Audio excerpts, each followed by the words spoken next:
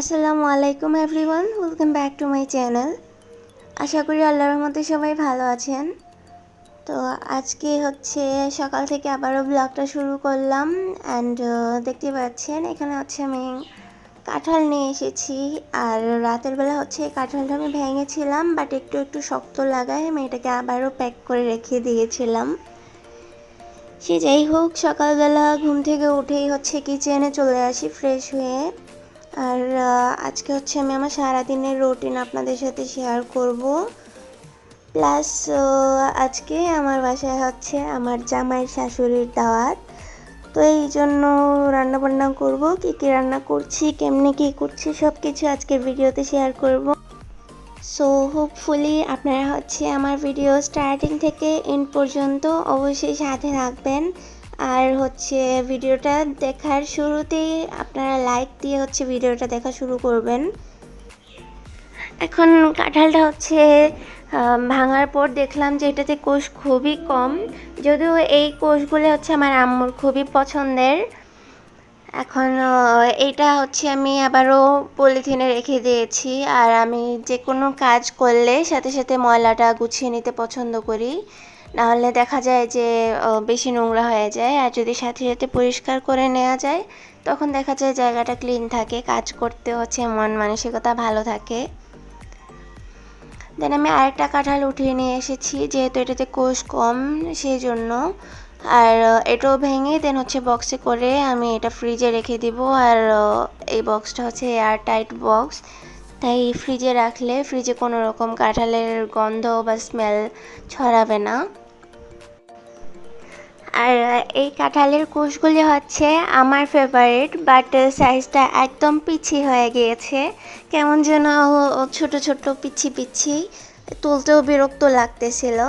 আর আপনারা জানলে অবাকই হবেন যে আমি সকাল 7টার দিকে এইভাবে কাঁঠাল তোলা শুরু করেছি। তো যাই হোক, এখন হচ্ছে আমি জায়গাটা ক্লিন করে নিব, কাঁঠালের বক্সটাও রেখে দিব ফ্রিজের মধ্যে। আর আমার রান্নার প্রস্তুতি নিতে হবে, নাস্তা আগে বানিয়ে নিব, কারণ হচ্ছে আমার হাজব্যান্ড চলে যাবে অফিসে। তো আমার হচ্ছে তাড়াতাড়ি আগে নাস্তাটা বানাতে হবে। আর কি, আজকে স্পেশাল কিছুই রান্না করব না আমার জামাইয়ের শাশুড়ির জন্য, কারণ লাস্টবার মানে আমি যখন পোলাও আর চিকেন রান্না করেছিলাম তখন বলেছিলাম আসার জন্য, বাট উনি আসেননি। তাই আজকে আমার চোখের সামনে যা আসবে আমি তাই রান্না করে রেখে দেব। এখন হচ্ছে প্রথমে আমি নুডলস রান্না করার জন্য পানি গরমে বসিয়ে দিয়েছি। এখানে এখন এসেছি ফ্রিজ খুলে দেখতে কী কী আছে, কী রান্না করা যায়। তো সবজির মধ্যে হচ্ছে চিন্তা করলাম যে এখানে ভিন্ডি নিয়ে নেব, ঢেঁড়স। কী রান্না করব চিন্তা করতে করতে মাথায় এখন না আইডিয়া আসলো, আজকে হচ্ছে ভিন্ডি ভাজি করব, তারপর মাছ ভাজি করব। আর ফ্রিজে হচ্ছে শ্রিম্প বা বাগদা চিংড়ি আছে, সেটা আমি আলু দিয়ে ভুনা করে নেব। এখন এখানে আমি ঢেঁড়স ভিজিয়ে নিলাম। আর আমি ফ্রিজে যে কোনো ধরনের সবজি ধুয়ে তারপর হচ্ছে পানি ঝরিয়ে দেন পলিতে করে রেখে দিই। তাই এখন হচ্ছে আমি এটা বেশি ধুতে হবে না, হালকা একটু ধুয়ে নিয়ে তারপর হচ্ছে এটা কেটে নেব। আর চুলায় তো আমার পানি গরম হচ্ছেই, তো সেই পানিটা ফুটতে ফুটতে এদিকে আমার হচ্ছে এই ভেন্ডি কাটা হয়ে যাবে। এরপর নুডলস রান্না করার জন্য আমি পেঁয়াজ কাঁচামরিচ যা আছে তাও কেটে নেব। আর আমার লাস্ট ভিডিওতে অনেকেই হচ্ছে কমেন্ট করে জিজ্ঞেস করেছিলেন আমি রেগুলার ভিডিও দিই না কেন। তো এখন থেকে হচ্ছে আমি রেগুলার ভিডিও দেওয়ার চেষ্টা করব, বাট দেখা যায় যে রেগুলার ভিডিও যখনই দেওয়ার চেষ্টা করি তখনই একটা না একটা বিপদে আমি পড়ে যাই। তেমনই মানুষের কুনজর লেগে আছে আমার লাইফে, তাই হয়তো এই অবস্থা। এই জন্য রেগুলার ভিডিও দেওয়ার ট্রাই করেও আমি দিতে পারি না, একটা না একটা বিপদ হয়ে যায়, না হলে কোনো ব্যস্ততায় পড়ে যাই।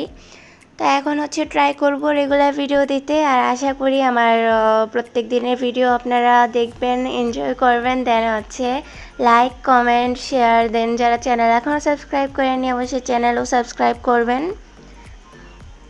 তো এখন এখানে হচ্ছে আমি শসা কেটে নিয়েছি নুডলস খাওয়ার জন্য।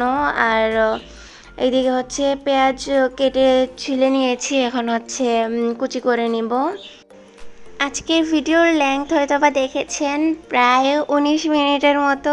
আর আজকে আমি আপনাদের সাথে অনেক অনেক কিছু শেয়ার করব, তো অবশ্যই আপনারা ভিডিওটা শেষ পর্যন্ত দেখবেন। এখন আমার এখানে কাটাকুটা সব কিছু শেষ। এই পর্যায়ে আমি ফ্রিজে চলে এসেছি। আর এখন আমি চিংড়িটা নামিয়ে নিব, নামিয়ে তারপর ভিজিয়ে রেখে দেব। আর যেহেতু মাছ ভাজি করব, তো মাছটা ভিজিয়ে রাখবো। আর মাছ আর চিংড়ি ভিজতে ভিজতে আমার নাস্তাও রেডি করা হয়ে যাবে। তো এইভাবে যদি সবগুলা কাজ একসাথে করা যায় তাহলে কিন্তু খুব তাড়াতাড়ি হয়ে যায়। আমি যদি একটার পর একটা করতে থাকতাম তাহলে কিন্তু আমার সারাদিন চলে যেত এখানে। এখন একটা বলে আমি পানি নিয়ে নিচ্ছি, আর এর মধ্যে চিংড়ি আর মাছটা ভিজিয়ে নিব। যাই হোক, আমি যে এত কিছু কাটা বাছা করলাম সেখানে তো আমি কাঁচামরিচ নিতে ভুলেই গিয়েছি। তো এখন আমি কাঁচামরিচ নিয়ে এসেছি। আর কাঁচামরিচটাও আমি ভালো করে ক্লিন করে দেন কেটে নিব। কাঁচামরিচ কাটা হয়ে গেলে সিঙ্কের উপর কিন্তু দেখতেই পাচ্ছেন অনেক ময়লা জমে গিয়েছে। তো আমার এই জিনিসগুলি ক্লিন করে নিতে হবে, না হলে আমার আর বাকি সব কাজ একদম স্লো হয়ে যাবে। আর যদি জায়গাটা ক্লিন থাকে তাহলে কাজও তাড়াতাড়ি হয়ে যাবে। আর যেহেতু এতক্ষণে আমার পানি তো নুডলসের ফুটে গিয়েছেই, তো পানিতে নুডলস দিলেই সিদ্ধ হয়ে যাবে তাড়াতাড়ি।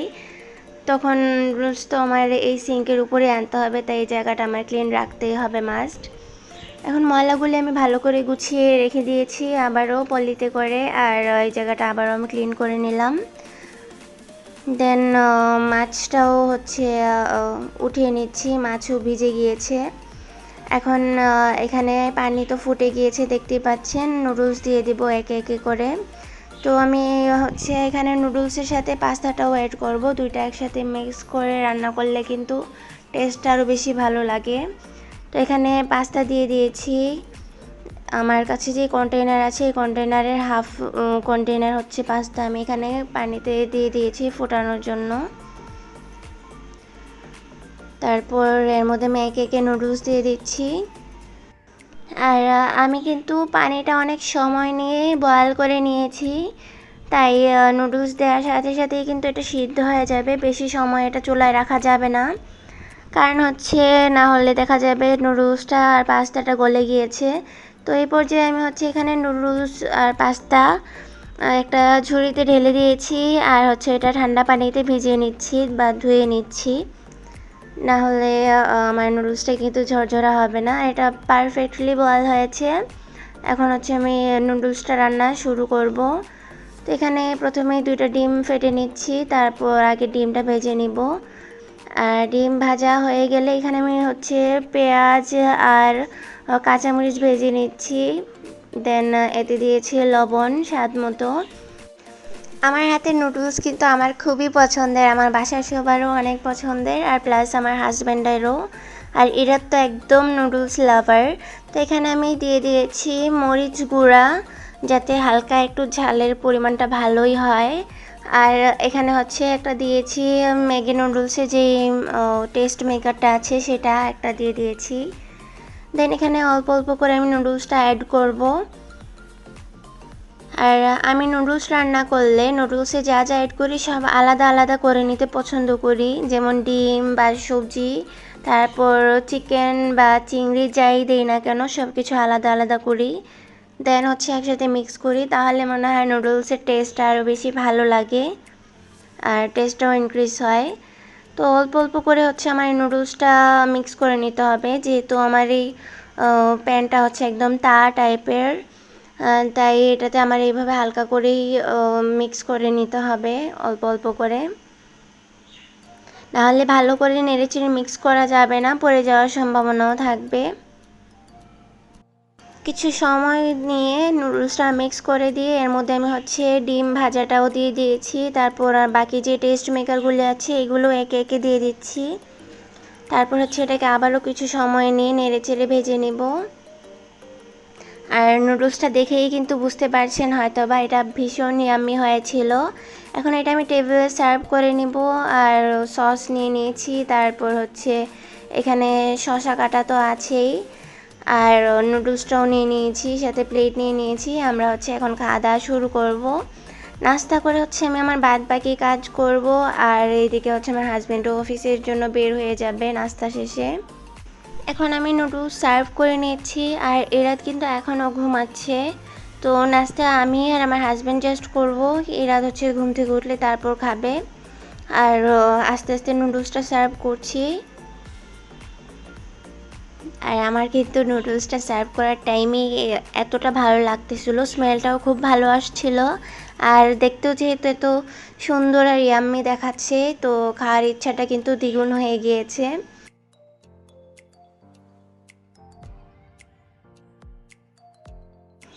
আমাদের নাস্তা করা শেষ, আর নুডলস খাওয়ার পর আমরা হচ্ছে চাও খেয়ে নিয়েছি। দেন আমার হাজব্যান্ড বের হয়ে গিয়েছে অফিসের জন্য, আর আমি হচ্ছে এখানে চলে এসেছি কিচেনে একটু বসে থেকে, মানে একটু রেস্ট নিয়ে এসেছি, যেহেতু সকাল থেকে টানা কাজই করতেছিলাম। তো এখন এখানে হচ্ছে চিংড়ি বেছে নিচ্ছি, আর এটা হচ্ছে বাগদা চিংড়ি, মিডিয়াম সাইজ। তো এখন এটা ভালো করে বেছে নিয়ে তারপর ধুয়ে আমার রান্নাও শুরু করে নিতে হবে। আর রান্নার জন্য যা যা লাগবে সব কিছু তো আমি আগে থেকেই কেটে নিয়েছি, তাই রান্না করতে বেশি সময় লাগবে না, আই হোপ। এখন এখানে আমি চিংড়িটা গুছিয়ে নেওয়ার পরে এদিকে মাছটাও হচ্ছে গুছিয়ে নিচ্ছি। মাছের মধ্যে লবণ দিয়ে দিয়েছি, তারপর হলুদ গুঁড়াও দিয়ে দিলাম। দেন এটাকে ভালো করে মাখিয়ে রেখে দেব।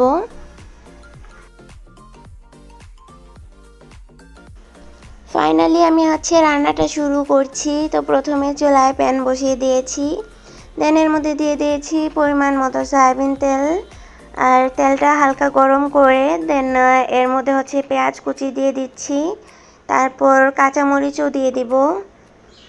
আর কাঁচামরিচটা দিয়ে তারপর হচ্ছে এটাকে হালকা নেড়ে চেড়ে ভেজে নিব। তারপরে এর মধ্যে হচ্ছে আমি হলুদ গুঁড়া অ্যাড করব, আর হলুদ গুঁড়াটা অ্যাড করে নিয়ে এটাকে আবারও হালকা নেড়ে চেড়ে ভেজে নিতে হবে। আর আমি প্রথমে হচ্ছে ভিন্ডি বা ঢেঁড়সটা ভাজি করব, এরপর হচ্ছে আমি মাছ ভাজি আর চিংড়ি ভুনা করব। তো আমার পেঁয়াজটা হালকা ভেজে নিয়ে তারপর এর মধ্যে আমি দিয়ে দিয়েছি স্বাদ মতো লবণ। লবণটা দিয়ে আবারও ভালো করে মিক্স করে নিচ্ছি। দেন আমি এখানে হচ্ছে ঢেঁড়স দিয়ে দিলাম, তারপর সম্পূর্ণ ঢেঁড়স এখানে দিয়ে দেন এটাকে নেড়ে চেড়ে ভেজে নিতে হবে। আর আমি ঢেঁড়সটা হচ্ছে একদম ভাজা ভাজা রাখতে পছন্দ করি। আমার হাজব্যান্ডেরও কিন্তু সব ধরনের ভাজি একটু মুচমুচে ভাজা টাইপ পছন্দ করেন, আর মুচমুচে ভাজা টাইপ হলে কিন্তু খেতেও ভালো লাগে, ভিজা ভিজা থাকলে খেতে ভালো লাগে না। আর ঢেঁড়স যেহেতু এটা ভেজে ভেজে থাকলে কিন্তু একদম পিছলা থাকে, পিচ্ছিল একটা ভাব থাকে, তো এই জিনিসটা ভালো লাগে না আর কি। তো এটা নেড়ে চেড়ে একটু সময় নিয়ে হচ্ছে ভালো করে মুচমুচে করে ভেজে নেব। আর আমার ঢেঁড়স কিন্তু প্রায় ভাজা হয়ে গিয়েছে, দেখতেই পাচ্ছেন। তো এটাকে আমি এখন হচ্ছে সার্ভ করে নিচ্ছি। আর একটা সংসারে কিন্তু শুধু রান্নাবান্নাই কাজ না, আরও অনেক কাজ আছে। তো আমার রান্নাবান্না শেষে হচ্ছে ঘর গুছাতে হবে, ফার্নিচার মুছে বিছানা গুছিয়ে তারপর ঝাড়ু দেয়া, দেন ঘর মোছা, কাপড় ধোয়া, অনেক কিছুই বাকি আছে। তো এই জন্য আমার রান্নাটা তাড়াতাড়ি শেষ করে নিতে হবে, নাহলে কিন্তু আমি হাতে সময় পাবো না। তো সেম প্যানেই কিন্তু আমি এখানে আরও তেল দিয়ে তারপর হচ্ছে মাছ ভেজে নিয়েছি। তো মাছটা দেখতেই পাচ্ছেন ভালো করে ভেজে নিয়ে এর মধ্যে হচ্ছে আমি কাঁচামরিচ আর পেঁয়াজ কুচি দিয়ে দিব। তো এখানে প্রথমেই আমি দিয়ে দিয়েছি কাঁচামরিচ, তারপর দিয়ে দিচ্ছি পেঁয়াজ কুচি। আর ছোট থেকেই দেখে আসছি আমার আম্মু যখনই মাছ ভাজি করতেন এভাবে পেঁয়াজ আর কাঁচামরিচ ভেজে নিতেন বেশি করে। আমি যদিও এত বেশি এখানে নিইনি, আম্মু কিন্তু পরিমাণে অনেক বেশি পেঁয়াজ আর কাঁচামরিচ নিতেন, তারপর ভেজে টেবিলে সার্ভ করতেন মাছের সাথে, খুবই ভালো লাগতো। এখনও আমরা এইভাবে মাছ ভাজির সাথে পেঁয়াজ আর কাঁচামরিচ ভেজে নিয়ে খাই, খেতে ভালোই লাগে। আর আমার এখানে পেঁয়াজ আর মাছ ভাজা হয়ে গিয়েছে একদম। এখন এটাও আমি প্লেটে সার্ভ করে নিচ্ছি।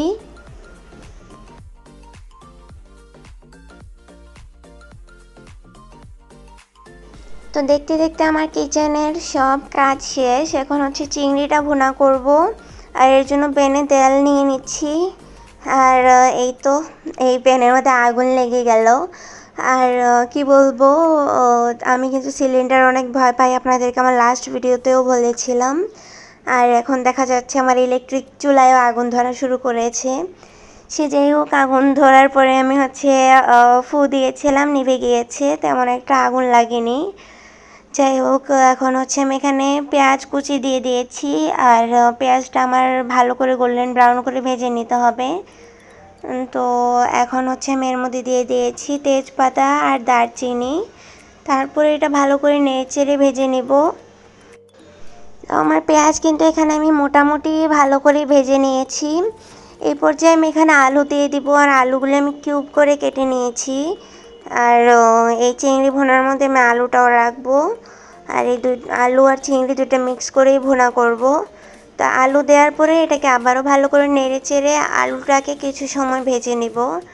আর এই ভুনাতে আলুটা ভেজে নিয়ে রান্না করলে কিন্তু টেস্ট অনেক ভালো লাগে।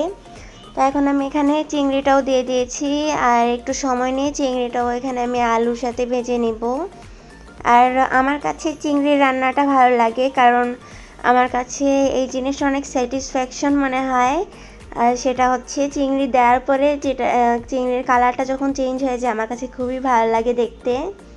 তো যাই হোক, এর মাঝে হচ্ছে আমি এখানে পরিমাণ মতো বা স্বাদ মতো লবণ দিয়ে দিয়েছি। তারপর আদা বাটা, রসুন বাটা অ্যাড করে দিয়েছি। দেন এটা আমি আবারও ভালো করে ভেজে নিব। আর ভাজার টাইমে এত ভালো স্মেল আসতেছিল, যা বলে বোঝানো যাবে না আপনাদেরকে। আর চিংড়ির স্মেল আমার অনেক বেশি ভালো লাগে। আর আমার হাজব্যান্ড তো আছেই চিংড়ি লাভার। তো যাই হোক, আমি এখানে পরিমাণ মতো পানি দিয়ে দিয়েছি। তারপর এখানে হচ্ছে আমি শুকনো মশলা অ্যাড করব, মানে গুঁড়া মশলা। আর যারা হচ্ছে শুরু থেকে এখন পর্যন্ত আমার ভিডিও দেখতেছে, তাদেরকে অনেক অনেক ধন্যবাদ। আর আশা করি আপনারা ভিডিওতে লাইক অবশ্যই দিয়ে দিয়েছেন। এখন হচ্ছে আমি এখানে মশলা অ্যাড করছি। তো প্রথমে দিয়ে দিয়েছি হলুদ গুঁড়া। দেন একে একে বাকি মশলাও কিন্তু আমি এখানে অ্যাড করে দিব। আর এখানে হলুদ গুঁড়োটা দিয়ে তারপর ভালো করে মিক্স করে নিয়েছিলাম হলুদের পরিমাণটা বোঝার জন্য। দেন এখানে দিয়ে দিয়েছি মরিচ গুঁড়া। মরিচ গুঁড়াটা একটু বেশি পরিমাণে দিয়েছি। তারপর দিয়ে দিয়েছি এখানে জিরা গুঁড়া। দেন হচ্ছে আবারও মশলাটা ভালো করে মিশিয়ে নিয়ে এর মধ্যে আমি দিয়ে দিচ্ছি ধনিয়া গুঁড়া। সব মশলা দিয়ে দেওয়ার পরে আমি এটাকে হচ্ছে ঢাকনা দিয়ে কষিয়ে দেন হচ্ছে ভুনা ভুনা করে নিব। আর আমার কিন্তু কিচেনের সব কাজ শেষ, আমি টেবিলে হচ্ছে সব কিছু সার্ভ করে নিয়েছি।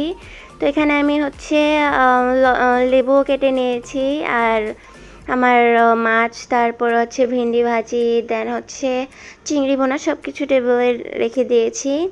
এই পর্যায়ে আমি হচ্ছে বাসার অন্যান্য কাজ করব। আর আজকের ভিডিওটা আমি অনেক বড় করে নিয়েছি, তো অবশ্যই ভুল ত্রুটি ক্ষমা সুন্দর দৃষ্টিতে দেখবেন। আর ভিডিও ভালো লাগলে আবারও বলছি, অবশ্যই ভিডিওতে একটি লাইক করে দেবেন। যারা চ্যানেলটি এখনও সাবস্ক্রাইব করেননি, অবশ্যই চ্যানেলটি সাবস্ক্রাইব করতে ভুলবেন না। আর অবশ্যই অবশ্যই আপনাদের ভালো লাগা ও মন্দ লাগা আমাকে কমেন্ট করে জানাবেন। আজকে এখানে বিদায় নিচ্ছি। সবাই ভালো থাকবেন, সুস্থ থাকবেন। আল্লাহ হাফেজ। আসসালামু আলাইকুম।